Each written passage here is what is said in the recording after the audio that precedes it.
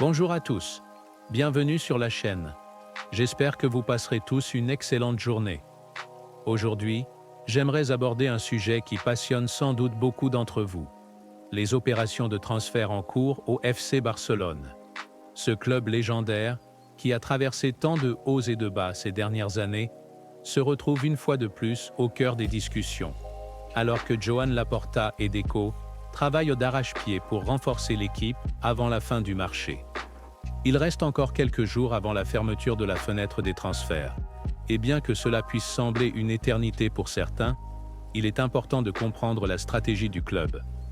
Nous savons tous que Barcelone traverse une période délicate sur le plan financier, et chaque décision prise par la direction doit être minutieusement calculée, pour non seulement respecter les limites imposées par la Liga, mais aussi pour garantir un avenir stable et prospère au club. Alors que nous nous rapprochons de la date limite des transferts, le travail de Laporta et de Deco est loin d'être terminé.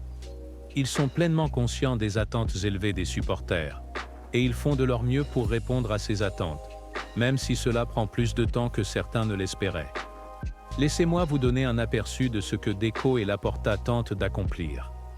Aujourd'hui, nous allons passer en revue les joueurs qui pourraient quitter le club, les potentiels nouveaux venus, et ce que tout cela signifie pour l'avenir de Barcelone. Mais avant de sous-marin dans les détails, je tiens à rappeler que chaque action du club, chaque mouvement sur le marché des transferts, a un mais précis. Ce n'est pas parce que Barcelone semble avancer plus lentement que d'autres clubs que nous devons critiquer notre propre équipe. Les décisions sont prises en tenant compte de nombreux facteurs, et il est crucial de faire preuve de patience et de confiance envers le processus. Maintenant, plongeons dans le vif du sujet. Plus tôt dans la journée, un fan a interrogé Deco sur la possibilité de voir Nico Williams rejoindre Barcelone. La réponse de Deco a été claire. Nico Williams n'est pas intéressé par un transfert au club et ne semble pas enthousiasmé par l'idée de rejoindre l'équipe. Ce refus a peut-être surpris certains, mais cela montre que même des joueurs de talent peuvent avoir des réserves lorsqu'il s'agit de rejoindre un club aussi prestigieux que Barcelone, surtout dans une période de transition comme celle que nous vivons actuellement. Le même fan a ensuite demandé à Deco s'il y aurait tout de même des arrivées durant cette fenêtre de transfert. Deco a répondu avec assurance que Barcelone travaille activement à recruter de nouveaux joueurs. Cette déclaration est en ligne avec les rapports publiés il y a quelques jours qui indiquent que Deco se concentre sur la gestion des départs de joueurs tels que Lenglet, Vitor Roque et Michael Fay. Une fois ces transferts ou prêts finalisés, le club pourra alors se tourner vers l'arrivée de nouveaux renforts. Cependant, il est crucial de comprendre que l'objectif principal de Barcelone, pour l'instant, est de réduire la masse salariale. Le club garantit sa stabilité financière tout en opérant sur le marché des transferts. Selon les informations de Matteo Moretto, c'est une priorité pour Laporta et Deco.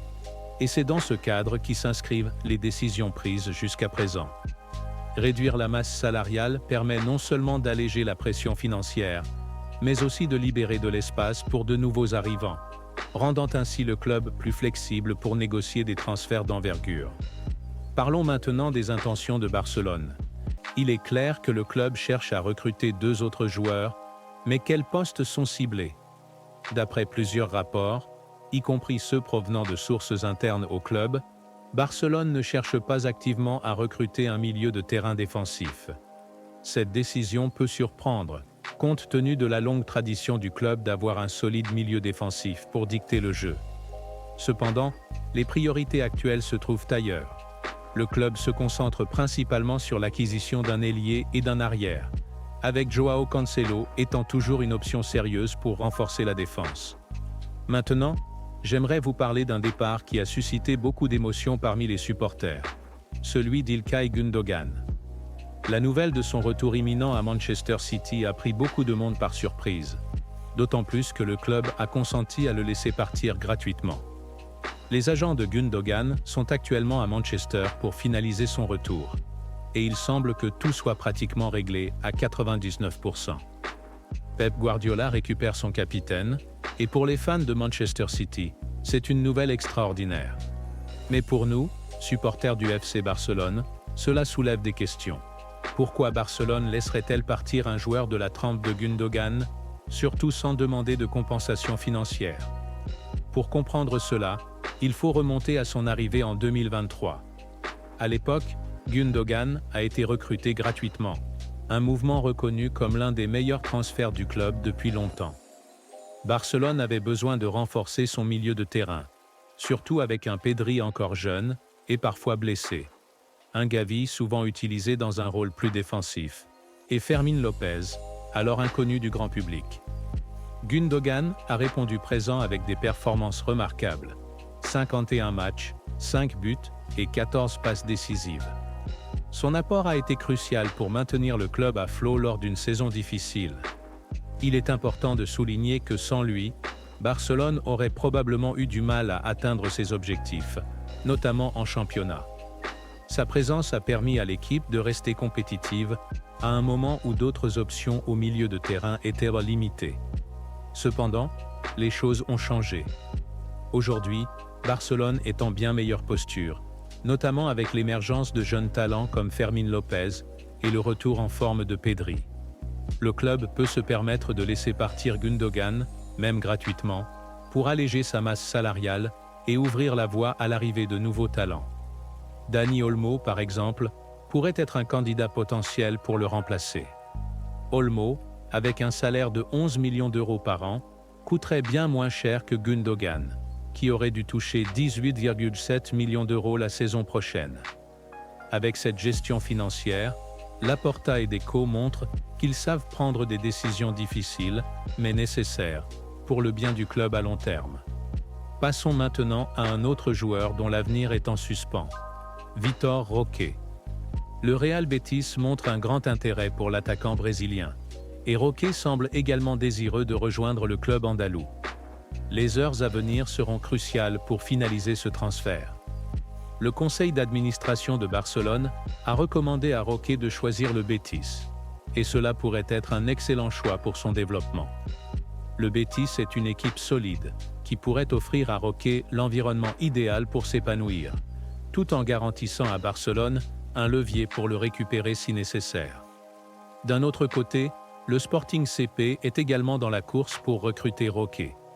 Ils ont proposé un transfert permanent d'une valeur de plus de 30 millions d'euros, bonus inclus. Cette somme correspond à ce que Barcelone a payé pour le faire venir du Brésil, ce qui pourrait permettre au club de récupérer son investissement initial. Cependant, Barcelone semble pencher en faveur d'un prêt au Betis, avec l'idée de garder un œil sur son développement et de le récupérer si nécessaire à l'avenir. Quant à Michael Fay, ça a tenu également beaucoup d'intérêt de la part des clubs européens. Deux clubs français, Rennes et Lille, ainsi que l'Inter Milan, sont sur les rangs pour recruter le jeune défenseur. Rennes et Lille ont déjà fait des offres officielles, mais Barcelone insiste pour inclure une clause de rachat et une clause de revente dans tout accord. Cela permet au club de le récupérer pour 25 à 30 millions d'euros si nécessaire, ou de toucher une partie de sa future revente, peut-être 30 à 40%. À mon avis, un transfert vers l'Inter Milan pourrait être le meilleur choix pour Fay. L'Inter est connu pour sa formation défensive de qualité, et Fay pourrait y apprendre beaucoup. De plus, en incluant les clauses de rachat et de revente, Barcelone pourrait se donner les moyens de récupérer Fay s'il se développe comme prévu. Ce genre de décision montre que le club pense à long terme, en s'assurant de garder un certain contrôle sur les jeunes talents qu'il forme ou recrute. Enfin, aborde la question des nouvelles recrues. Qui Barcelone vise-t-elle pour renforcer l'équipe? Pour l'instant, il semble que le club se concentre sur deux postes, celui d'ailier gauche et celui d'arrière. Concernant l'ailier gauche, deux noms ressortent, Federico Chiesa de la Juventus et Raphaël Leão de l'AC Milan. Commençons par Raphaël Leão. Ce n'est pas la première fois que son nom est associé à Barcelone, mais il semble que cette fois-ci, les négociations soient plus avancées. Leão est un joueur exceptionnel, doté d'une vitesse et d'une technique incroyable. Il pourrait apporter une nouvelle dimension à l'attaque de Barcelone, surtout avec sa capacité à jouer sur tout le front de l'attaque. Mais comme nous le savons, les négociations pour un joueur de ce calibre ne sont jamais simples. Barcelone devra sans doute faire des sacrifices financiers pour le faire venir. Mais cela pourrait en valoir la peine. Quant à Federico Chiesa, la situation est différente. Les rapports concernant un éventuel transfert de Chiesa à Barcelone proviennent principalement de Gerard Romero, une source généralement fiable. Cependant, il n'y a pas encore d'informations concrètes venant d'autres sources sur ce dossier. La Juventus ne semble pas encline à partir de Chiesa, surtout après avoir traversé une période difficile. De plus, Chiesa est un joueur clé pour leur projet de reconstruction. Donc, bien que l'idée de le voir à Barcelone soit excitante, je reste prudent quant à la faisabilité de ce transfert. En résumé, Barcelone est un tournant crucial de son histoire. Les décisions prises dans les prochains jours auront un impact énorme sur la saison à venir et sur l'avenir du club. Il est important de rester patient et de faire confiance à la direction, même si certains mouvements peuvent paraître surprenants ou inquiétants. Merci d'avoir regardé cette vidéo. N'oubliez pas de laisser un commentaire avec vos pensées sur le départ de Gundogan et les rumeurs autour de Rafael Leao et Federico Chiesa. J'ai hâte de lire vos avis.